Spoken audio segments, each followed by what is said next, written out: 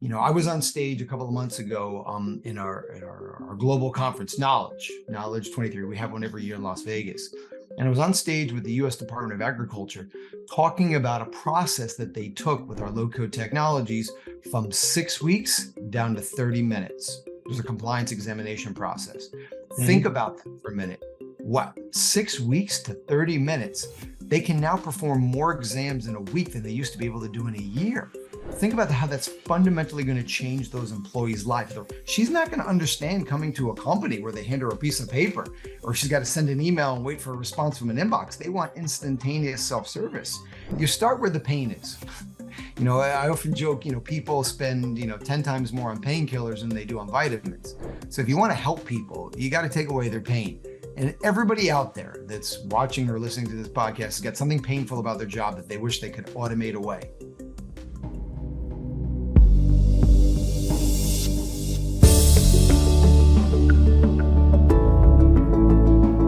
Get started with ServiceNow. There would be only a few people in the world who don't know much about ServiceNow, but I want, because everyone listens to the podcast, so it's a huge organization and the kind of work you guys are doing is really, really great. So, but, I want you to please speak upon what ServiceNow is, how it enables people, how it enables different kinds of industries to hyper automate and do really amazing things in the respective industries. Absolutely. Well, Sanchit, thank you. Thank you very much for having me. I've been with ServiceNow for almost 7 years, but I was a ServiceNow customer for about 6.5 years prior to that in the U.S. Mhm. government. And so ServiceNow is definitely known, I think, by most people. When they hear ServiceNow, they think of the IT help desk and IT service management, and that was really kind of how ServiceNow became, a market leader in IT transformation. But IT service management was not the original purpose of what the platform was originally designed for. The Mhm. founder, Fred Luddy, back in 2004, wanted to create this new platform where regular people could build or route work around a company. He was kind of inspired, worked in a lot of companies, clerical people in the mailroom with the pink slip and the yellow slips. They needed a way to automate their work, and he wanted to provide them with a platform to do that. So when he first created the ServiceNow platform, people were asking, well, what can you do with it? He's like, anything. And they're like, well, go do something with it and we'll give you some investment. And so really IT service management, the IT help desk was just really the first low code application built on top of the ServiceNow platform. But at its root, it is a platform. And the reason he started with IT service management, other than having a background, there was an industry data model with ITIL and there was a lot of standards there. But it was also one of those departments that if you could automate the work of an IT help desk with all the service level agreements, all the notifications, all the routing, you could automate the work of almost any department. So that's kind of really what we started as. We started as a low code development platform, and now here we are 20 years later, and that's kind of really the underpinning of everything that's out there. And little by little, our customers started using our core platform beyond ITSM to build HR case management tools and customer service management tools. And we've productized these over the years, but at its heart, it's always been a digital transformation platform. But I'll give you a little more clear understanding so people understand what that means. So a lot of times, people ask me, Greg, is ServiceNow here to replace all of the underlying platforms I have in my company, and Salesforce and SAP and Workday and Microsoft? And I said, well, maybe some of them, but certainly not all of them. But what ServiceNow is very uniquely propositioned to do with its capabilities and functionalities is to be able to connect all of those systems and be able to provide workflows where you traverse multiple lines of business and multiple systems. And I'll give you a great example. So typically when you onboard with a company, you have to deal with multiple departments and multiple information systems, finance systems, HR systems, IT security systems. And so typically it takes an employee a couple of weeks to go to all those different departments and interact with all those different systems. ServiceNow can create a unique workflow that interacts with all of those systems and gives you a single interface, whether it's mobile or it's a portal or you want it to be a virtual agent, you can interact. So when I resigned from the US federal government after I've been there for 7 years, my offboarding process was 2 sheets of paper and 42 check boxes. And I had to go to like 6 or 7 different buildings between Washington, D.C. and Arlington, Virginia. It took me about 3.5 weeks to offboard. when I onboarded with ServiceNow, I did it with a custom app on my phone a couple of weeks before I started, where I took a picture of my check for direct deposit. I took a picture of my face for a badge. I signed my NDA. I ordered my laptop, my phone. I picked up my desk. I was interacting with about 10 or 15 different systems underneath of that. But for me as the end user, it was one singular kind of consumer-friendly experience. And so that really is what ServiceNow is doing in the enterprise. It's that connective tissue and that engagement layer connecting all the different departments and all the different workflows and all the other different systems of record into a seamless, tangible, great experience for both employees and customers. Nice. I believe it was called GlideSoft or something. As Yeah, much. it was originally called GlideSoft, and if you know anything about ServiceNow, the underpinning, they're all Glide records, underneath the hood here. So that was the original name, but nobody really understood what that meant. And I think ServiceNow is a very apropos name, because when people need service, they need it now. And that has only gotten more and more progressive over the years. Like, if you want something now, if you want to perform a service, and if you think about it inside of companies, every department has services they provide to other employees, right? Logistics, finance, marketing, sales operations, HR. Every department is providing services. So there's a place for a platform like ServiceNow in each of those departments. Yeah, what was the first platform? Was it HRM that was worked on, human resources, when GlideSoft started? No, the first thing that was built on ServiceNow was IT service management, was the Okay. IT help desk, was the our ITSM module. That was the very first thing, and obviously that's what we've become known as. We're market leaders in IT help desk and IT service management. So that's really where we started. That was the first application, first low code application built. Then I think, several years later, we saw that our customers were extending our core platform and saying, hey, if you could do case management within IT, you could also do it in HR. And that kind of became like the second product line. And then we saw customers starting to use this externally to manage all the services they're providing to their customers. And so customer service management became the next product line. And then really the product line that I lead at ServiceNow, Creator Workflows, which is our core app engine and our low code automation engine. And that's really the underpinning, our app dev technologies that customers use to not only extend our products, but to build all kinds of net new products and net new applications. So Amazing. Where the company has, where the company has reached, where they started. It's amazing to hear those stories. Your tagline, or I may call it a tagline, is quite good. The world works on ServiceNow. It gives a huge meaning to the company and to the clients who are looking at the world works on ServiceNow. It's amazing. Whoever came up with that, it's a great idea. well, if you think about it, the biggest, it's one of those platforms and one of those pieces of software that just kind of works. And having been a practitioner in IT and application development for well over 25 years, very few technologies I have not developed on directly or managed teams that have developed on. And so when a technology like ServiceNow comes along, and again, I wasn't looking to be innovative when I used to manage all the capital investment application development at the US FDIC, which is the US federal agency that insures all the bank deposits in the United States. And so I was there during the last global financial crisis of 2008 through 2012, where banks were failing and new legislation was being passed. So we had to modernize a tremendous amount of software and automation very quickly. So I needed platforms that were much more nimble and agile and, moving away from full stack development. And ServiceNow was just one of those platforms that just worked. And so you'll notice that when people I'm not the only ex-customer that's an employee here at ServiceNow. People fall in love with the technology and they want to become part of the company. But it's got one of the highest, renewal rates in the industry, over 99%. And it's got one of the highest customer satisfaction rates because it does just work. It's one of those technologies that once people have an experience with it, like, well, what else can I do with it? Because this is great. It just works.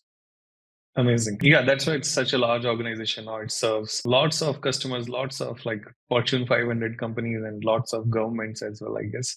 ServiceNow is at the heart of many of these companies and organizations. Amazing. Let's move on further and let's discuss how do you automate? How do you automate and what is hyper automation in ServiceNow and how companies are adopting it? Absolutely. So, hyper automation is kind of a new term that's being bandied about by Gardner and Forrester. And I often joke, every few years, Gardner comes up with a new term for digital transformation. Well, that's the word now, hyperautomation. But I think it's very applicable to what's going on, especially the hyper part. The pace at which things are being automated is incrementally increasing faster and faster. And I think over the past year and a half with ChatGPT and Gen AI, that's only getting faster. What we're seeing is that the companies that show the most success in implementing hyperautomation are really focusing on three major priorities. They're improving the quality of their work, not just the quantity, but the quality of the work that they're performing. At the same time, they're speeding up business processes, things that used to take, weeks and months are now taking hours and days. But they're also focusing on enhancing the agility of decision-making, being able to gather data, people, and processes and technology so that you can make decisions very quickly. And you're seeing right now, people have to be very, very responsive and can't, form a committee every time a business decision needs to be made. So at ServiceNow, we really take a very different view. I don't say different view, but we have a unique perspective on hyperautomation. We really look at it in three pillars. Really, first, it's a business strategy. And you've got to have the business owners and the business leaders in your companies buying into the fact that you're going to automate as much as reasonably possible. That's essential. The CIO and the IT department can't force this on the rest of the company. You've got to have that as part of the business strategy. I think next, it's a people-first mentality. And the reason I say that is because we're not just talking about upgrading the technology from an old technology to a new technology, or providing a few enhancements, or lifting and shifting from the legacy to the new. We're talking about fundamentally changing people's lives and the way they actually interact and they actually perform their job. I was on stage a couple of months ago in our global conference, Knowledge 23. We have one every year in Las Vegas. And I was on stage with the U.S. Department of Agriculture talking about a process that they took with our low-code technologies from 6 weeks down to 30 minutes. There's a compliance examination process. Think about that for a minute. 6 weeks to 30 minutes, they can now perform more exams in a week than they used to be able to do in a year. Think about how that's fundamentally going to change those employees' lives, their personal life, their professional life, the mission of the agency, what they can do. So you've got to take into account the organizational change. It's not just a technology, upgrade. You're going to fundamentally change the way people go about their work.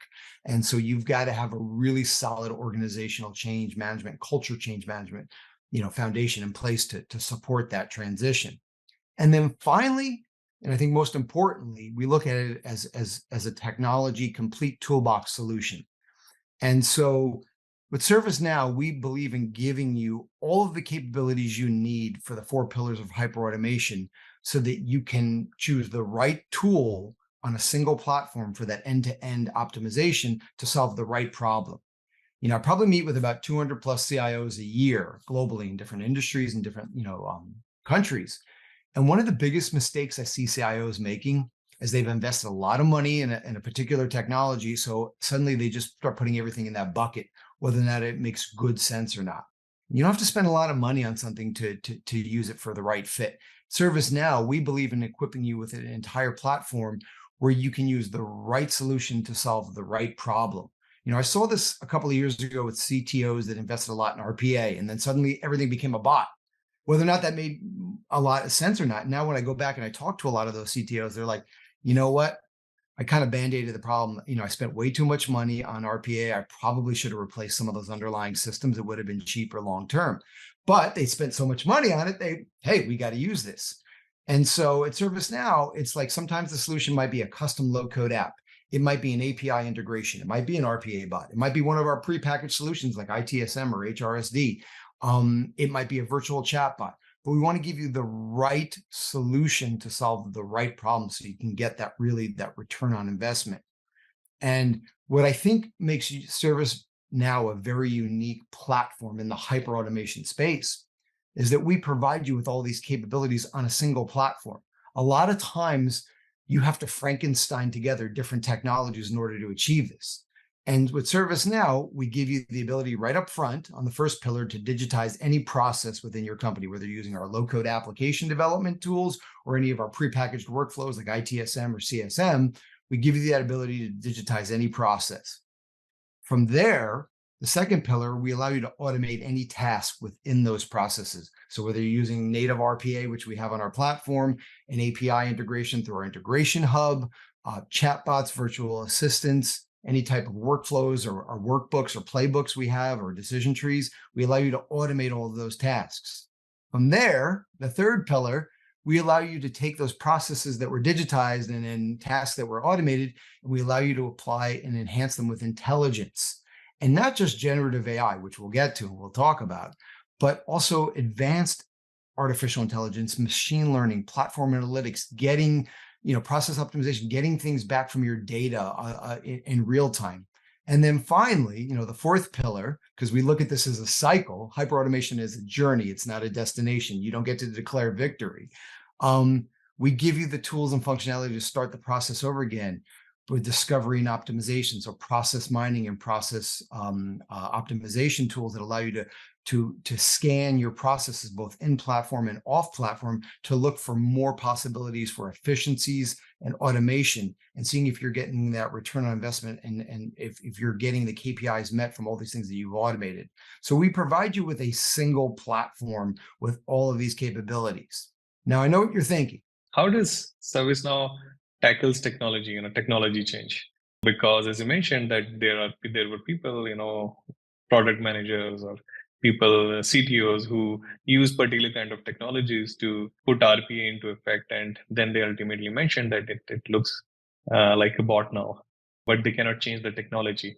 How fast ServiceNow adopts a new technology, as generative AI also came, and we'll talk about it later. What is in it for people, who cannot change technology so fast? As you mentioned about the case of the people who could not change their technology. ServiceNow is very, very good at simplifying technologies to making it easy for the adoption.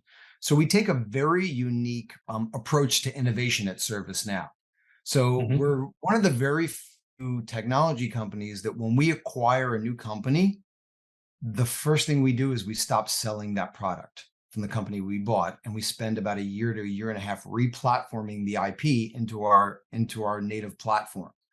So maybe unlike the Oracles of the Salesforce of the world, where they acquire a collection of technologies, then you as the customer, you got to figure out how to integrate Slack and Tableau and Sales Cloud and all the different versions of Oracle. We do that for you to make the adoption much, much easier. So when we acquired an RPA company called Intellibot, a market leading RPA company, what we did is we stopped selling it. We spent about a year and a half replatforming it so that it would be available natively on the platform for any user. If you own ITSM or HRSD or our App Engine, you could use it natively in a workflow. And that's what people had requested.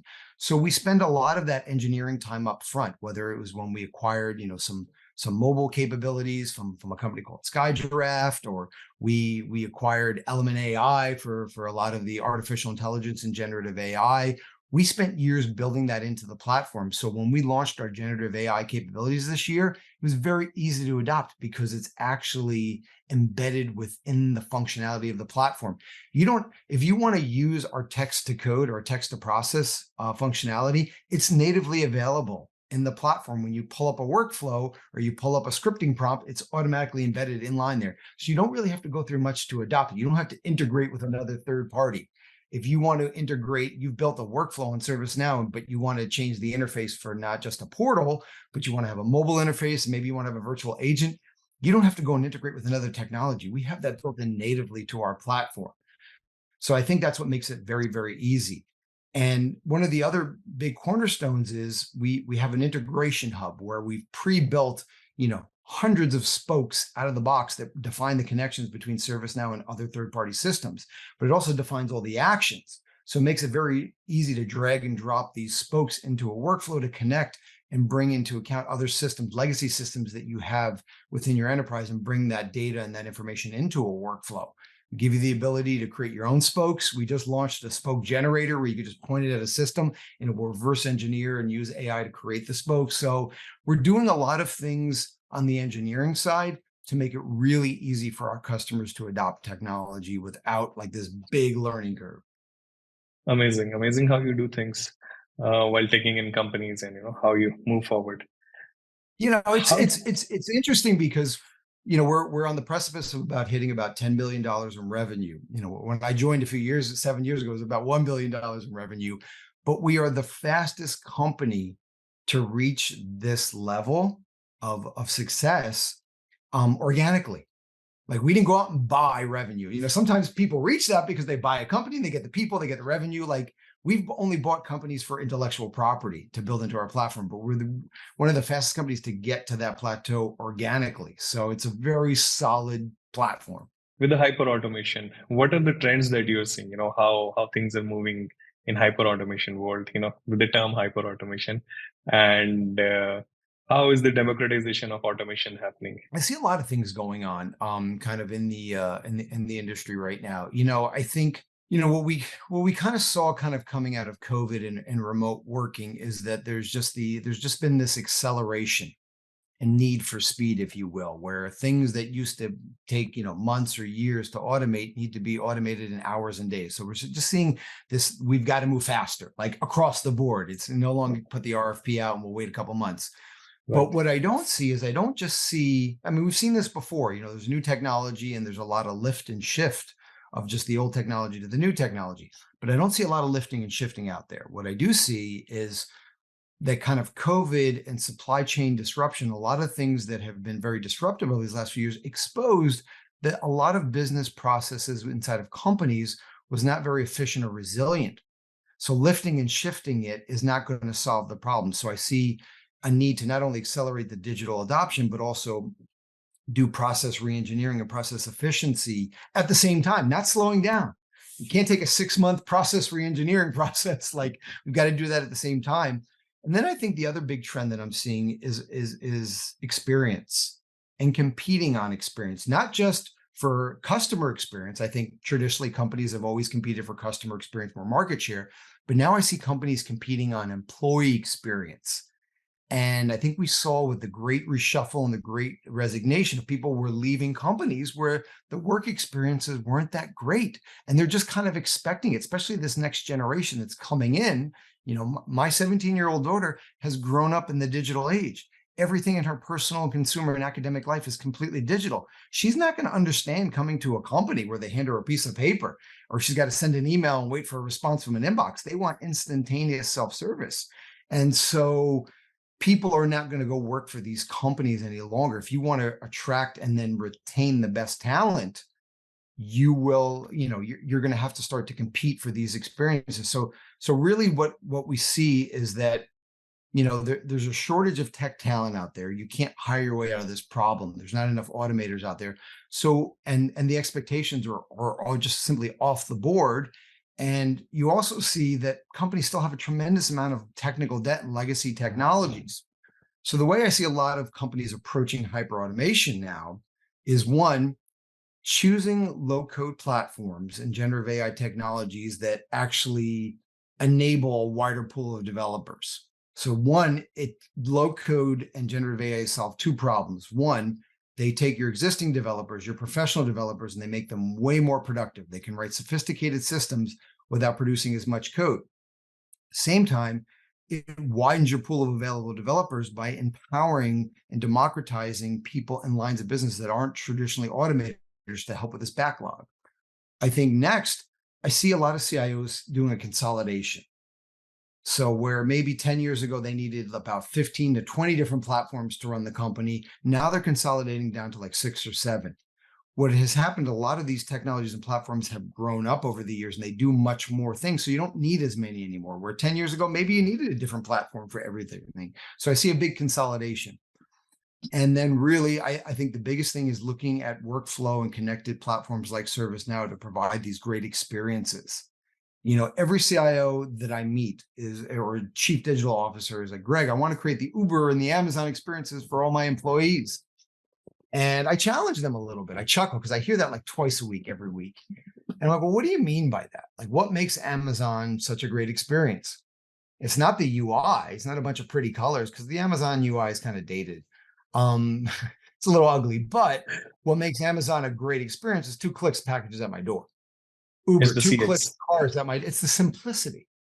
And so when you come, I often joke, in your consumer life, things are very simple. You come to work and you're exposed to all of that complexity.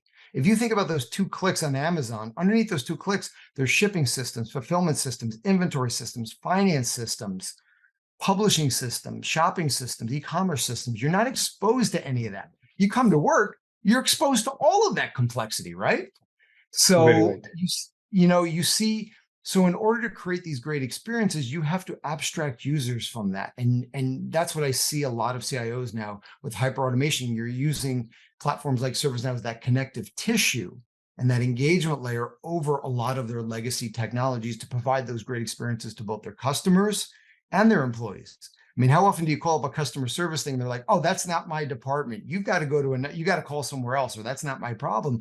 And the onus is put on you rather than creating a workflow where they connect all those systems so the agent can do all of that for you. So you don't have to do that. And the same applies internally as well. I often joke if Amazon was a typical work experience, probably take about 6 or 7 weeks to place an order, because you'd have to log into all those systems individually. You'd have to go get access. You'd have to communicate with all those different departments.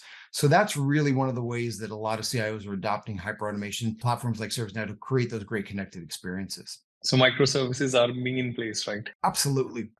And I think where I see a lot of CIOs starting, because it's like, well, what do I prioritize and where do you start? You start where the pain is. I often joke, people spend, 10 times more on painkillers than they do on vitamins. So if you want to help people, you got to take away their pain. And everybody out there that's watching or listening to this podcast has got something painful about their job that they wish they could automate away.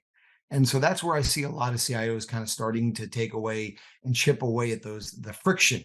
Where are the friction points between business processes that I can start to automate and get some efficiencies and actually bring people along? When our CIO, Chris Betty for ServiceNow first started here, one of the first things he did when he built out our employee service portal was he's like, I'm going to pull the Exchange server. I want to see what the top 100 inboxes are for email aliases where people are sending requests. And we're going to automate those as self-services and a portal. Genius idea, right? And what was Top at the top 100. of the, yeah. Top 100. And that was just to get started, right? Mm-hmm. And what was the most popular inbox or request that people were fielding in No reply. offices? Where's the gym? Literally, when employees went to another office, the number one thing they would send an email to, a central inbox going, "Where's the gym?" So that was like one of the first services we published into our portal, Gym Finder. You wouldn't think it's not something that's going to be high on the priority list, but when you start mining data, you start to see where people are spending a lot of administrative time and doing things. I often get some pushback from CIOs because I lead our creator workflows, our app engine, our low code development, which is customization, if you will. I say it's configuration, but and then I say CIOs say, well, we don't do any custom development here. We don't do any custom configuration. Everything's out of the box here. I'm like, really? So I could turn off scripting on your instance. Or I said, where all of your employees are doing custom development every day. Where they're doing it? They're doing it over email and spreadsheets and SharePoint directories. They're doing it. There's custom processes that they're coming up with every day to do their work. You just have no insight into it because they're doing it in silos. They're doing it in their inboxes. They're doing it in spreadsheets. They're doing it in shared directories. And that doesn't scale. And that doesn't give you any insight into how to, automate and bring those processes and those KPIs to the enterprise. So I think when you kind of have that enlightenment, CIOs start to come on board and like, oh, yeah, I need a platform like ServiceNow to kind of help me with that enterprise, insight into automating all of this. Nice. So, as you mentioned, hyperautomation, if we have to sum it up, there are lots of jobs in the world which do the same thing almost daily. And lots, if we can call it like clerical work almost daily, they have to do the same things again and again and again and again. And we have the same in our office as well.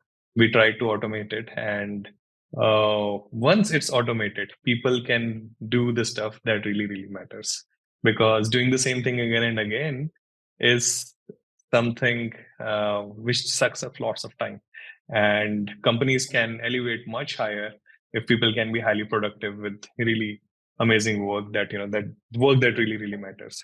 So, Yeah, and that's where ServiceNow is hitting. absolutely. I think, where I often, for years, even before the introduction of generative AI and, all the hypes going on now, Greg, are you here to automate me out of a job? Because it's my job to, do this or, send these PDFs out or do whatever it is. And I said, no, no one's going to automate you out of a job. But what we're going to do is we're going to make your job and your work much more impactful and meaningful and provide more value to the company. And I'll give you an example. Like when we first launched, our HR case management tools, we started launching, employee portals where people didn't have to, in HR, have to send out emails anymore to give people links to forms for 401k or direct deposit, very common things that people would send an email or call up somebody in HR and request, I need this form. Now they can just go to a portal where they can get that themselves or self-service, just type into a chatbot and it'll automatically bring it up for you. So my point is now instead of sending these forms out, which is a very monotonous, non-value added task that we can automate away, now we can give you the tools to kind of do something more comprehensive.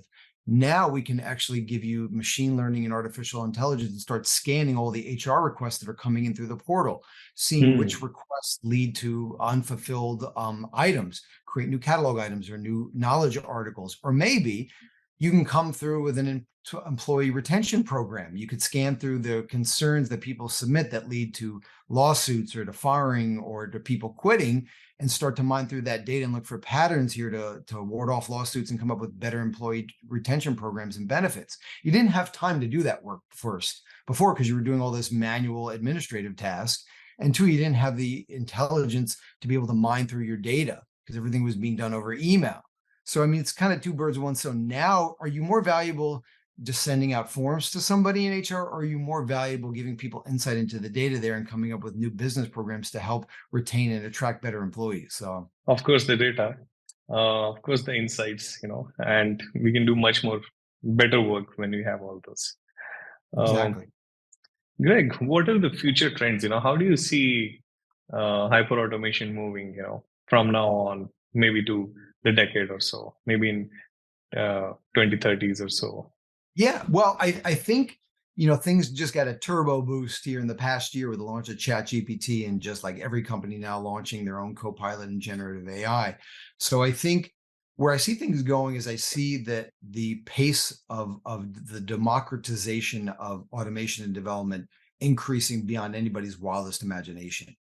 So, like I mentioned When you before, mention when you mention democratization of generative AI, how is it happening? Are people, making consensus about it? What do you know about it? Is it happening already?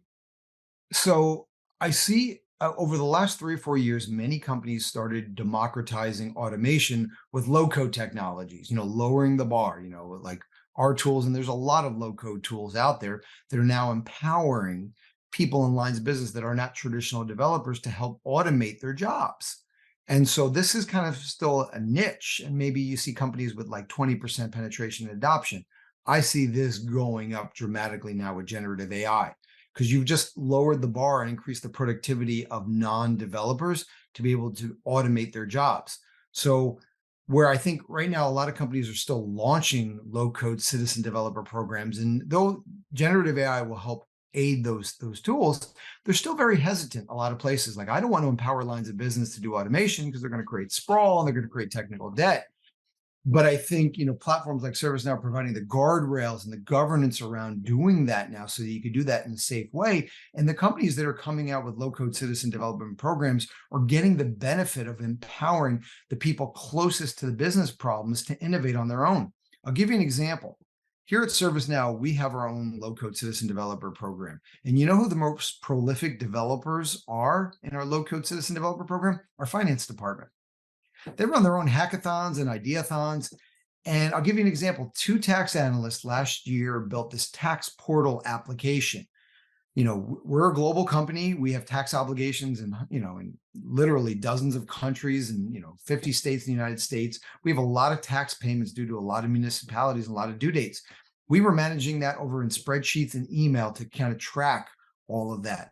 These 2 tax analysts created a single low-code app in less than 8 weeks that tracks with a calendar control all the due dates. There's integrations into SAP to see when the invoices are actually sent out and paid. There's an external integration into Thomson Reuters to pull down new tax policy when due dates have to be updated or policies changed. And there's a single dashboard now where our VP of tax policy can manage all of these obligations. They did this in under 2 months. It reduced the amount of time, administrative time we spend as a company managing these tax obligations. And who better to automate this than our tax analyst? Our IT developers know nothing about tax policy. They could never develop this type of application. And there's nothing off the shelf because every company manages their tax obligations differently. So I call moving innovation closer to the source. You're empowering the source of that innovation, right? The tax analysts need tools to be able to do this. And so I start to see companies now growing this more and more with low-code citizen developer programs where people can onboard and they get trained and they still have to test the ideas. But what I see with generative AI over the next 7 or 8 years, by the 2030s, I think where this is going to rapidly change, and this is not going to become a niche anymore. This is going to become commonplace, Sanchit, that you're going to see, I think you're going to come to work in 2030. And not only will you be doing your job if you work in finance or logistics or marketing, but you're also going to be responsible for automating your job. That won't be an extra. You're not going to outsource that to central IT. That will be part of every employee's job. If you think about it, maybe 30 years ago, you would see in job ads in finance and marketing and legal, knowledge of Microsoft Office tools desired, knowledge of PowerPoint, Excel, or Word. You would never see that in a job ad today in 2023 or 2024. It's just assumed that anybody in the workforce in this century knows how to use those tools, right, to do their job. I think it will be the same way in the 30s. You're not going to see knowledge of low code preferred. It will just be expected. Everyone comes to work and has to be able to use low code and generative AI to automate their work. And that's just going to become very commonplace. And you're going to start to see companies get ultra productive because this will become commonplace. Exactly. Yeah, that's a huge use case. People are gonna be used to what we call programming, but maybe low-level programming with the low code, and everyone needs to be a programmer, at least low-code programmer, in next 5 to 7 years. One of in some of my keynote addresses that I give, I said generative AI basically enables all employees to become developers to some extent. So it's what's a developer anymore? It's changing that definition, and I think that's why we call them creator workflows. If you match it with low code or no code platforms, yes, they'll become creators. They'll become the developers. And that's a good match. There are companies like us who build a lot of custom platforms, and ServiceNow needs many companies or needs many people to work on and make applications for their customers. What would be your advice? What should companies like us do? How should we get into it? Because I think with ServiceNow, it's majorly JavaScript or TypeScript behind, which we have to code and build things. What would be your advice to companies like us who wants to come into ServiceNow development? Yeah, I mean, I think the learning curve with ServiceNow is very low. Even for that's what attracted me as a professional developer who's, written on every language. There's Java and Python, C#, and I come to ServiceNow, it's, it's a form of JavaScript and Python, and I'm like, this is easy. I think what we're seeing, because I think, initially you might, as a consulting company or as a company that does professional development, go, oh my God, low code generative AI citizen development, that's going to put me out of business. Just the opposite. What I'm seeing is that you're never going to eliminate the need for professional developers and integrators to build professional applications. Actually, what generative AI and low code is doing is making those companies provide value much faster. So you can build very sophisticated solutions as a professional integrator and development company much faster than you used to be able to do that. But you still need to have that know-how, how to architect and how to re-engineer and how to build very sophisticated systems.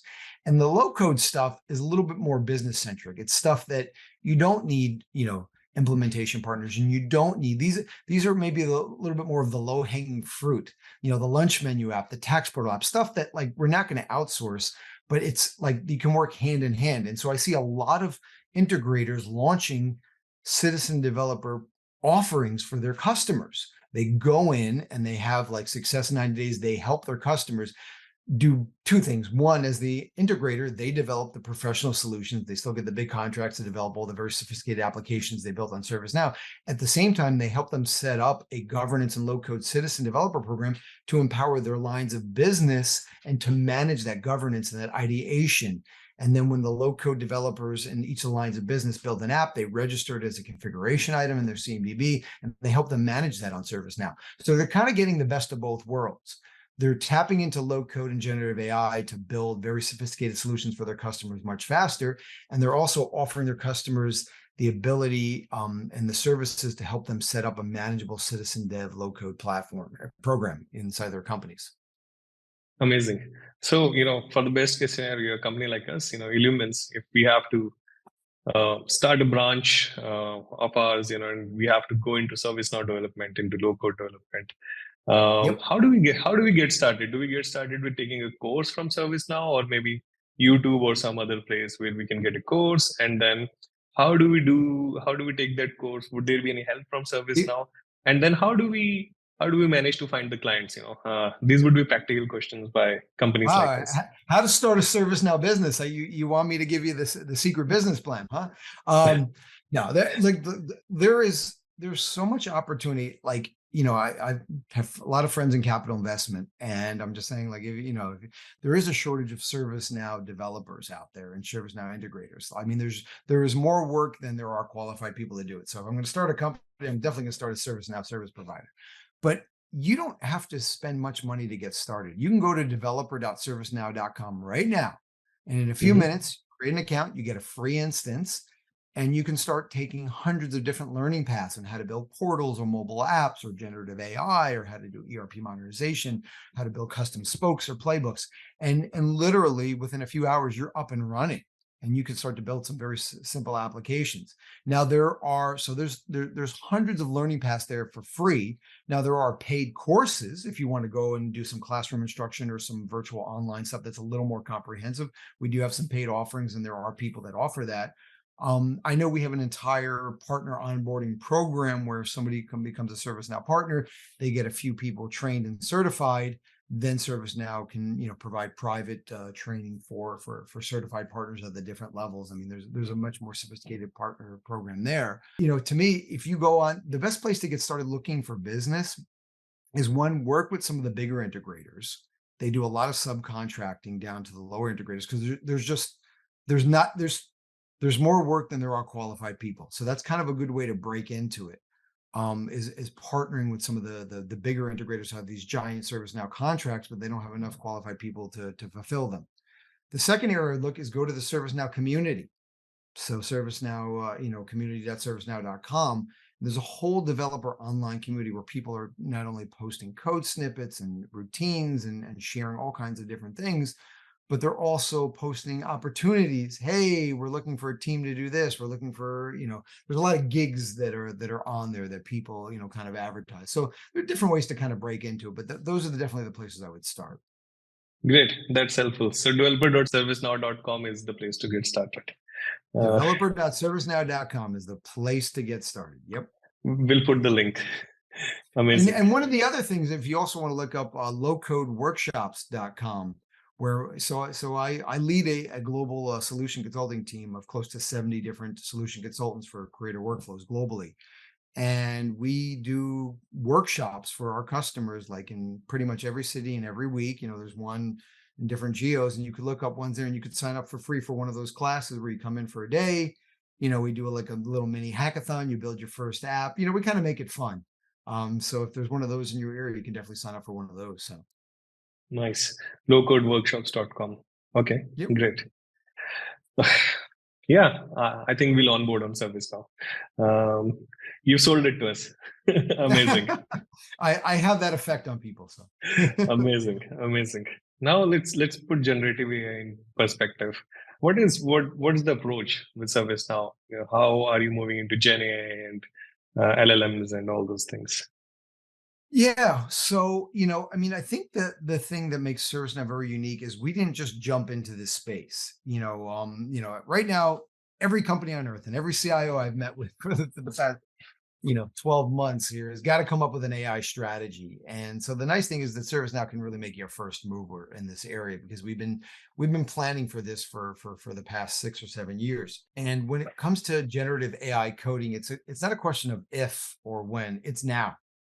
We Right. talked about the shortage of skilled developers, have to reduce development costs, need to be agile and efficient, need to accelerate the productivity. Generative AI provides you with that ability to write better code faster. And I think Gartner's predicting now by 2025 that 80% of all the application development done on the planet will make use of generative AI for code generation.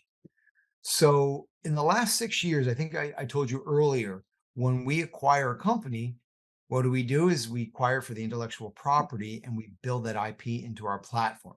So over the last 6 or 7 years, we've been slowly acquiring different companies: Parlo, Ativia, Loom, AI Ops, Element AI, Enterprise AI, Gecko Brain, Intellibot, Hitch, skills mapping, all of these artificial intelligence companies and data models we've been building into the platform little by little over the last 7 years.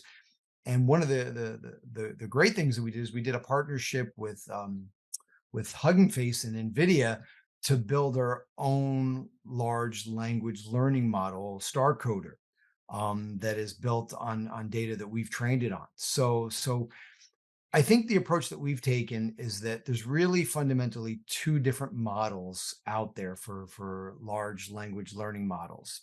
There's LLMs that are kind of general purpose, like OpenAI and Azure, and I think Google has one now that they're very open. They're based on massive amounts of data that's publicly available out there. And then there's domain specific language learning models that are trained on very curated, very specific content. And this allows you to, have better results without as much processing power. It allows you to have more security because you don't have to go with a larger open model. And this is the path that we've decided to go down is domain specific private large language learning models. Not necessarily private, but very curated and domain specific. And why we've taken this approach is so that any feature that we launch with generative AI, we've made the decision is not going to use an external LLM just for security and privacy. Now, we give our customers the ability, if you want to hook in an external LLM to anything on ServiceNow, you can do that. Of course, we integrate with anything. But any of our native generative AI function, text to code, case summarization, text to process, text to app, text to function, that's going to be based on our own internal purpose-built large language, domain-specific language models. One, so the data doesn't have to go outside of your instance or outside of the data center. And two, if you ever want to do it in an on-prem environment, that it wouldn't require as much processing power as well. So we've taken that approach and we've seen amazing results. So just to give you a little bit of background, like the Star Coder model, the large language learning model that we did, it's derived from 15 billion parameters that we've loaded up in there with NVIDIA and Hugging Face over the last few years. So it was trained on, I believe, a trillion plus tokens of 80 different programming languages from the stack data set. So we fine-tuned this. There's like 35 billion Python tokens in there. And it pretty much outperforms every open code LLM that we've compared it to out there. So before we released our text to code functionality in this past September, it's called Now Assist, Now Assist for Creator. We actually tested it internally to see, how our programmers would like using it, and they found it to be about 40% more accurate than OpenAI and some of the other LLMs out there. And one of the reasons was because OpenAI and Azure and some of those big models out there are trained on all the code that's ever been written out there. There's a lot of bad code out there. Ours have been trained on our best practices and our examples and the code that we've written. We have a much higher standard. So our large language learning model is returning better code.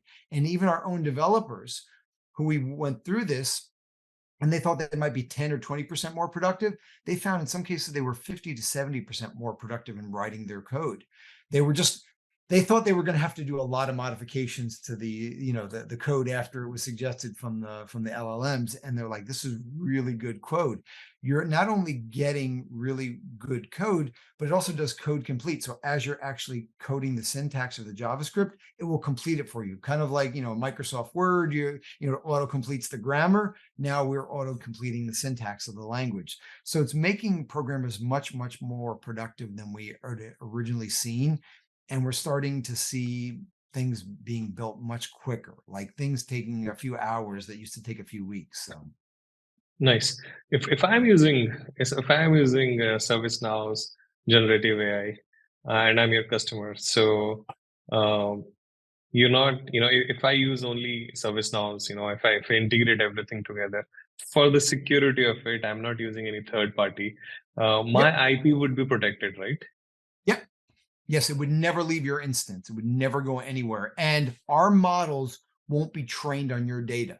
We train our models on our own subset of data. And that's all, like, it's basically an open model. So we will share that. Like we give you that transparency. So if, like, I think in Australia, there's some laws, they have to provide the public with, anytime they're using generative AI, what are the algorithms, what are the data that's behind this generative AI, so they can see what it was trained on. That's all Mhm. open and available. We make that available so people can see what it's actually been trained on. So it's never trained on your data.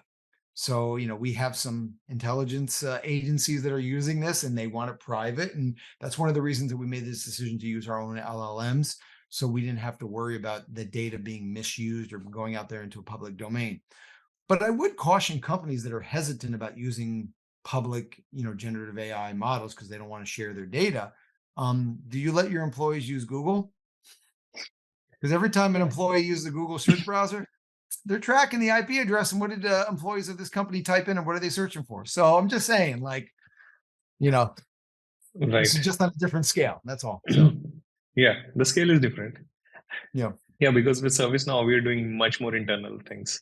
And if we use third party, they may get what we are doing. So it's much yeah, different that way. yeah. All of our generative AI functions. So the case summarization and the auto creation of catalog items, that will all be based off of your data inside of your instance, inside your data center. It's not going out. So Great. What do you think are the limitations of Gen AI? What have you seen? the limitations. And False. ethics. Yeah, I would say hallucinations. I've seen where I think some of the limitations of generative AI as it stands right now in late 2023 is that it comes back with confidence, and Yeah. even if it's giving you the wrong answer, and it will even provide justification. I think we've got to work out the quality and the false hallucinations, and I think those are some of the limitations. I also don't see generative AI replacing some of the inherent value that human beings bring to some of these equations here, even in some of Hmm. the architecting and some of the ethical considerations of different things. And so I think that we've got to keep and make sure that there's decision points within all of these AI functionality to have human beings provide that oversight and making sure things are not getting done in an unethical manner, where like decisions are being made, or generative AI is going to give you the best answer based on data that has been trained on, but necessarily think outside the box and maybe propose something that you haven't thought of before. So I think we've got to be careful in balancing, what creativity we're going to give, and really using generative AI as an assistant to help people be much more productive and be creative, whether they're creating images. Adobe's got all kinds of generative AI to create images or fill in gaps. I think that's fine, but I want to make sure that we never try to replace human beings in terms of some of the ethical decision making. So, kind of the Terminator 2 scenario here. And I think that's where some of the limitations fall there. But I think we've got to get some of those hallucinations out there. That's right now, because I see that time and time again. Well, generative AI told me the answer was this. Well, generative AI was wrong. but it comes back with so much confidence, and then people just start to rely on it and default to it. Well, if the computer said it was right, it must be right. So there's got to be some checks and balances, and I haven't seen a really good model for doing that yet. So Yeah, nice. Um, how are the different industries using service now? Just for example, government, military, and all these banking, retail, how are they using it? How is their process? How does the process look like, and how do they go on and contact you, and how do they use it? So, yeah, I mean, I'm kind of known here at ServiceNow as the story whisperer. So I've got hundreds of stories that I can share with you about different industries. So let's start with government, because out of the global creator workflows business, I would say the public sector and government is probably the largest part of my business that I manage. So I'll give you an example. So the largest global customer for creator workflows is the U.S. State Department, and they're using ServiceNow in our low-code app engine to pretty much automate everything. So you walk into an embassy worldwide, and you're going to be faced with a ServiceNow portal where you have a whole host of services. And so requesting translation services, courier services, time and attendance, all managed through a single portal, an acquisition, a US purchase order, embassy or all the embassies? all the embassies, all the embassies. Amazing, Yeah, amazing. and so I mean, little by little, they're doing more and more. Different embassies have more, but if you're a State Department employee, you have access to a ServiceNow portal where you're doing a lot more than just IT. And let me give you some examples of how, like, they're not just using it to automate existing business processes and automate things. They provide translation services to all the government agencies. So that that's a service request and a fulfillment in an SLA that they have to fulfill, but they're using it to deal with emergencies as they pop up, and they have to automate things quickly. So, I mean, I think twice this year, the U.S. government almost shut down because Congress couldn't pass a budget, but they did. But 5 years ago in 2018, the U.S. government did shut down for 3 months. Mhm. And when they came back from furloughing all the federal employees, no federal agency had a mechanism to allow the employees to get back and recoup the annual leave that was being restored. There was no mechanism to do that, and they were getting inundated with requests. And so the State Department launched a low-code workflow in a custom app in one of their portals to restore the annual leave, and they did it in under 10 days. They were the first federal agency to do that. They already had the integrations. They already had the portal built out. It was just another service they provided in there to allow employees to request it, and then it was hooked into the time and attendance and the HR systems in order to process it. Another example, the beginning of COVID, when you had diplomats stranded in all the different countries, and there was, the quarantine and the entry and exit requirements were changing daily. You remember that in the beginning of COVID. It's like every time you turn on the news, there were new requirements. They had no way for the diplomats to communicate with each other. And they used ServiceNow's low-code app engine to launch maybe about 12 custom mobile applications they could use on their phone in order to communicate what were the entry and exit requirements going from Australia to Great Britain, or Great Britain to Canada, or Canada to the US. And they could manage that in real time. They launched those 12 mobile apps in under a month. I think maybe probably most notably or recently something when the United States evacuated Afghanistan 2 years ago. They got a call from the White House, 10 days before that pullout, saying, you're going to have an emergency on your hand. We're pulling out. You're going to be flooded with repatriation requests. So in under 10 days, or less than a week, actually, they built a custom form on their public website with ServiceNow for people to enter a repatriation request. They built an internal workflow to process this workspace at the embassy, and they launched it in less than 7 days, and had to work on mobile or on the portal. And we also saw those pictures of people trying to get out at the airport. They've used this system to process about 70,000 refugees and repatriate them back to the United States so far in the last 2 years using this system. So you kind of see, all these different examples of, how something, like the State Department, but it's not just government. I see retailers using ServiceNow. There's a very large retailer in the United States, or globally, Walmart, right? They've had a Yeah. process since the beginning of the company called Open Door, that any employee can go to any member of management at any time with an idea or a concern. Now, that's a great idea when you're a small retailer in Northwest Arkansas with a few hundred employees. But when you're a global retailer with 2.2 million employees, what that basically is a bunch of 18,000 emails into an open door inbox every month of unstructured ideas and requests. So they literally in 3 weeks use ServiceNow to build an open door application in their portal to accept all employee ideas and concerns. And just like an IT ticket, it gets routed to the right manager for the concern. And then you get an SLA saying your manager will get back to you in 36 hours or 48 hours. And you can track the status of that. And the concern or the idea will get routed to the right ideation committee. And you could track that workflow.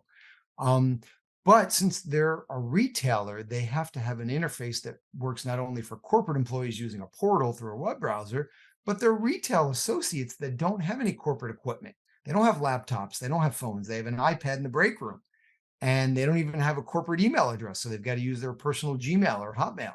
And so it had to have a consumer friendly interface as well that could be, launched from an iPad in the break room.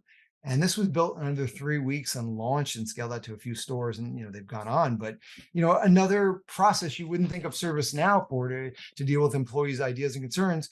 And it was built on top of our HR case management solution. So something there. I can think of an example from banking. Probably our largest global citizen developer customer that has a citizen development program is Banco de Brazil, down in Sao Paulo, Brazil, in Brasilia. 99,000 employees. They've got about 32,000 have already been trained in our low-code app engine, and they have close to 1,000 developers that are active. And this is across 21 lines of business. I mean, this is actually part of the CIO's pillar for digital transformation over the next 5 years. One of the pillars is low-code citizen development, democratization of automation. And they, they actually have contests and little hackathons where they give out bonuses to which department builds the most apps. So they've kind of gamified this a little bit, and they're building everything. I mean, I've applications where people have to catering requests for board member meetings where they scan a QR code and they type in their order for lunch, and then the ticket goes to the cafeteria and they bring it to that location. Applications to loan money out from one branch to another branch in a different currency overnight. Examination investigation applications to do fraud, bank fraud investigation management, case management investigations. I mean, just all over the place, different types of applications. I could think of one from the entertainment industry. So can't mention any names, but there's a very large technology company that sells music online, and they use ServiceNow to aggregate all the data feeds from the record companies, the music companies that get published to them every week. And they're using our integration hub to bring all these different data formats into a common format.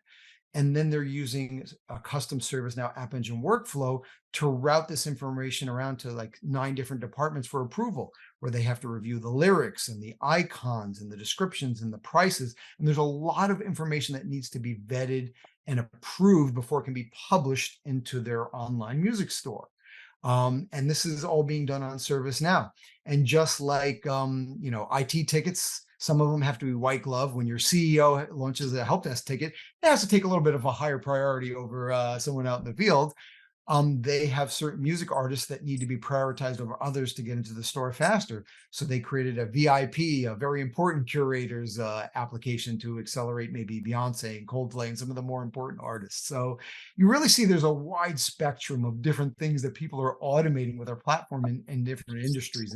And I could go on, sports betting and manufacturing and enterprise, I've just seen such a variety. I saw one of the military services here in the US created a gamification application on ServiceNow to gamify and how recruiters meet their targets. So just all kinds of different things in very creative ways that people are using the ServiceNow workflow platform to automate their business. Nice. Greg, what's your success mantra? How do you go on, and how would you like to tell the community, how to be successful at work? What does success mean for you? And how people could be looking at things? Absolutely. So I do a lot of mentoring and I do a lot of coaching of other employees, not just in solution consulting and sales and technical, but in marketing and in different areas. And you know, a lot of people will say to be successful in work, follow your passion. And I think that's some good advice, but I'll take it a step further. I say I think you need to find your passion. And the way that you find what you're passionate about is being willing to get uncomfortable and try different things. And I remember my first year when I came to ServiceNow 7 years ago. I came from the government, where the government was very typically slow and very repetitive and very safe and very within the box. And then I come to this Silicon Valley powerhouse of a company going through hyper growth, and everything's changing so fast. And it was very uncomfortable that first year. But what I learned is that's how I discovered that I was passionate about, solution consulting and service automation with ServiceNow, because I was willing to try different things. I was willing to be uncomfortable. So success is get comfortable being uncomfortable, and Hmm. that is a way to kind of continually in your career every year, every 6 months, every quarter, you should be a little bit uncomfortable in your job, doing something that you don't know how to do, and that some people don't like that. Some people get very afraid by that. Wait a second, I don't know how to do that. But like that's when you're uncomfortable and you're doing something you haven't done before, that's where you're growing. That's where you're excelling. That's where you're coming beyond something. And like that's where you're coming face to face with what you're capable of and what you know. So, like to me, that is the pathway to finding what you're passionate about and what you're really good at, what you actually enjoy doing by trying these different things and seeing what you like and what you don't like. I so what one of my big mentors, or one of my people that I always admired and growing up, Steve Jobs. And he's just, you're going to spend the majority of your life at work, right? He used to say this, so that the only way to be happy in life is to do great work and to enjoy what you do. And if you haven't found it, keep looking. It's not a cliche. And with generative AI now, the type of work is going to change, and you're going to probably be able to do more jobs that weren't accessible anymore. Like if you think about text to code and generative AI now, you could be a developer on a platform where you might have never had a background to do that before, because these tools are going to enable you to onboard and learn it much quicker and faster. And so I think the doors to open up for new professions and new jobs is just, it's a glorious time to be starting out your career, because there's just so much opportunity. But I think the best advice is find your passion and get comfortable being uncomfortable, and make sure that every year and every quarter that you're in your job, you're doing something that's a little bit uncomfortable, and that means you're growing. Great. Uncomfortable is the new comfortable. Uh, Yeah. right. Thank you, Greg. Thank you very much for the podcast today. And you give us lots of valuable details into how ServiceNow is looking at things, how things are happening, and how people can onboard onto ServiceNow. Those are highly valuable. And yeah, thank you very much, Greg. Thank you very much. It's been my pleasure. And if anybody wants to learn more, come over to developer. If you want to get started today, head over to developer.servicenow.com, get an instance, start automating today. Amazing. Amazing. Yep. Thank you very much. Sure.